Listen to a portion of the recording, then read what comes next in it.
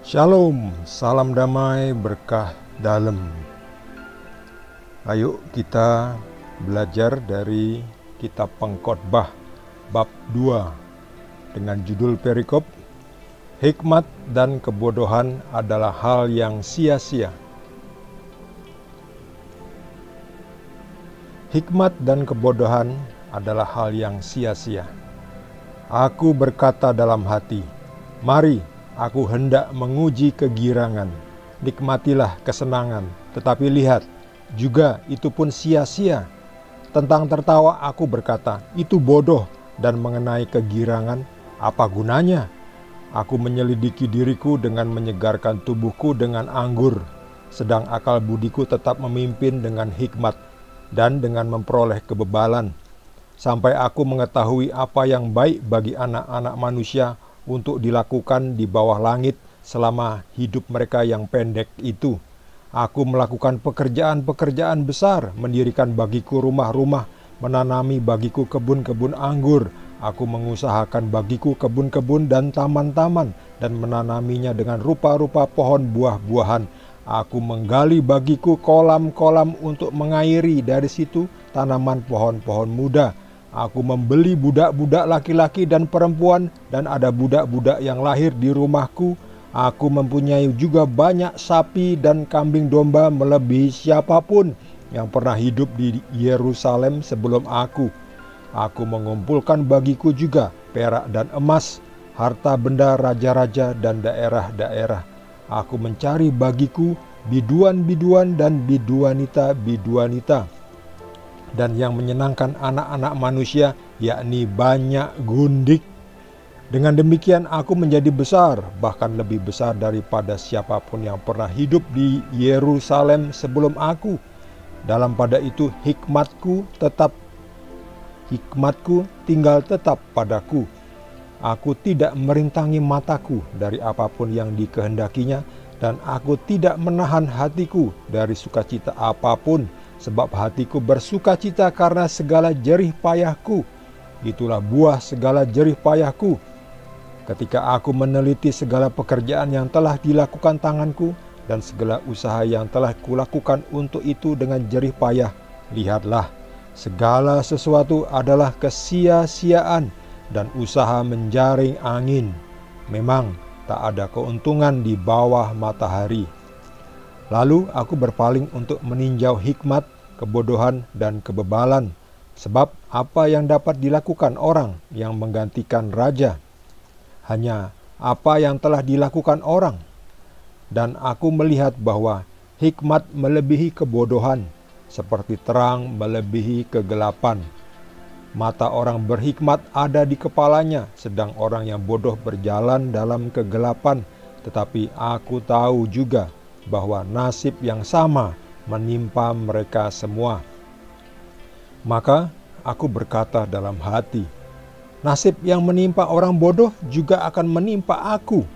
Untuk apa aku ini dulu begitu berhikmat? Lalu aku berkata dalam hati bahwa ini pun sia-sia.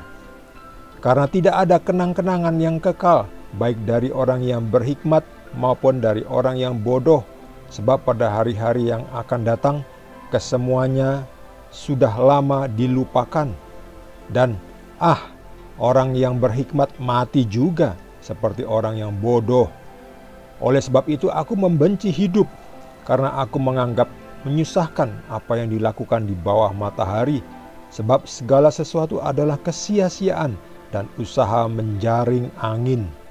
Aku membenci segala usaha yang kulakukan dengan jerih payah di bawah matahari, sebab aku harus meninggalkannya kepada orang yang datang sesudah aku. Dan siapakah yang mengetahui apakah orang itu berhikmat atau bodoh? Meskipun demikian, ia akan berkuasa atas segala usaha yang kulakukan di bawah matahari dengan jerih payah dan dengan mempergunakan hikmat. Ini pun sia-sia. Dengan demikian, aku mulai putus asa terhadap segala sesuatu yang kulakukan dengan jerih payah di bawah matahari. Sebab kalau ada orang berlelah-lelah dengan hikmat, pengetahuan dan kecakapan, maka ia harus meninggalkan bahagiannya kepada orang yang tidak berlelah-lelah untuk itu. Ini pun kesia-siaan dan kemalangan yang besar. Apakah faedahnya yang diperoleh manusia dari segala usaha yang dilakukannya dengan jerih payah di bawah matahari dan dari keinginan hatinya? Seluruh hidupnya penuh kesedihan dan pekerjaannya penuh kesusahan hati. Bahkan pada malam hari hatinya tidak tenteram. Ini pun sia-sia. Tak ada yang lebih baik bagi manusia daripada makan dan minum dan bersenang-senang dalam jerih payahnya. Aku menyadari bahwa ini pun dari tangan Allah. Karena siapa dapat makan dan merasakan kenikmatan di luar Dia? Karena kepada orang yang dikenannya, Ia mengaruniakan hikmat, pengetahuan, dan kesukaan. Tetapi orang berdosa ditugaskannya untuk menghimpun dan menimbun sesuatu yang kemudian harus diberikannya kepada orang yang dikenan Allah. Ini pun kesia-siaan dan usaha menjaring angin. Demikian dari Kitab Pengkhotbah.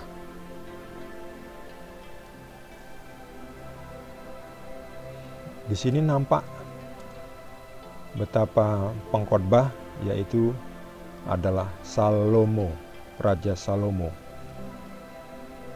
yang dikenal dengan penuh hikmat dan kebijaksanaan.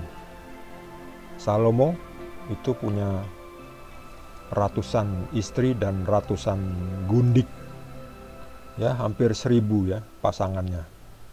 Ya, bahkan sehari satu pun nanti gundik yang ke 1000 itu baru hampir 3 tahun baru dapat giliran, ya. Itu saking banyaknya istri dan gundik dari Salomo. Tetapi segitu banyaknya istri dan gundik dan selir-selir itu Salomo merasa sia-sia. Ya memang, nikmatilah kesenangan. Tapi dikatakan itu pun sia-sia. Jadi kesenangan itu sia-sia. Lah, oh gitu susah-susah ya? Susah-susah saja? Enggak juga. Susah juga sia-sia juga ya. Jadi baik orang yang senang maupun orang yang susah, baik orang yang penuh hikmat maupun orang yang bodoh, itu dua-duanya nanti akan mati. Jadi sia-sia. Untuk apa hikmat itu katanya? Untuk apa? Lihat di sini dikatakan, aku sudah melakukan pekerjaan-pekerjaan besar. Ya, membangun macam-macam ini ya. Menanami tanaman, membuat kebun-kebun, membangun rumah-rumah, bahkan membeli budak laki-laki dan perempuan, dan juga punya banyak sapi, kambing, domba, melebihi siapapun. Ini menggambarkan kekayaan Raja Salomo. Kerajaannya di Yerusalem itu sangat kaya raya. Di sini disebutkan Salomo punya banyak perak dan emas, harta benda dari raja-raja, punya banyak biduan-biduanita, bahkan yang menyenangkan yaitu banyak gundik. Ya, tiap hari ganti gundik, ya, ganti yang baru. Bosen yang satu, ganti yang lain. Hari ini dengan yang satu, gundik yang satu, besok sudah ganti gundik yang lain. Jadi tidak bosan. Ya bayangkan kalau cuma punya satu kan, bosan. Makanya banyak orang yang poligami, yang dari kalangan sana itu. Bahkan itu pun gak akan menyenangkan. Akan selalu ada orang lain yang lebih menarik. Jadi percuma juga punya banyak istri atau punya banyak suami. Itu kalau yang poliandri. Sama saja ya. Lebih baik satu tapi disayangi. Itu lebih awet. Dirawat, dijaga. Salomo mengatakan, untuk apa mengumpulkan banyak harta, usaha sia-sia, jerih payah, menjaring angin, dikatakan menjaring angin. Ya angin kita jaring kan bablas ya, nggak bisa kita menjaring angin. Menangkap angin gimana coba? Jadi ini pengkhotbah itu merasa sia-sia. Untuk apapun, untuk apa punya hikmat, toh nanti mati juga. Semua hikmat saya, siapa nanti yang mewarisi? Tidak ada ya. Harta-harta siapa yang mewarisi? Yang mewarisi orang bodoh. Ini orang bodoh. Enak saja ya, nggak bersusah-susah, enak saja mewarisi harta macam-macam, bahkan kekayaan-kekayaannya yang lain itu. Jadi di sini Tuhan atau Salomo ingin mengatakan bahwa ya hampir putus asa. Tapi Tuhan ingin mengatakan bahwa segala sesuatu itu sia-sia kalau tanpa perkenannya, tanpa Tuhan, tanpa didampingi Tuhan, sia-sia. Baik yang penuh hikmat maupun yang orang bodoh. Bodoh tapi kalau memang itu tugasnya jadi bodoh ya ada gunanya juga. Penuh hikmat tetapi kalau itu hanya untuk kepentingan diri sendiri, untuk dirinya sendiri, untuk minteri orang lain, artinya untuk menipu orang lain, itu juga sia-sia ya, gak ada gunanya.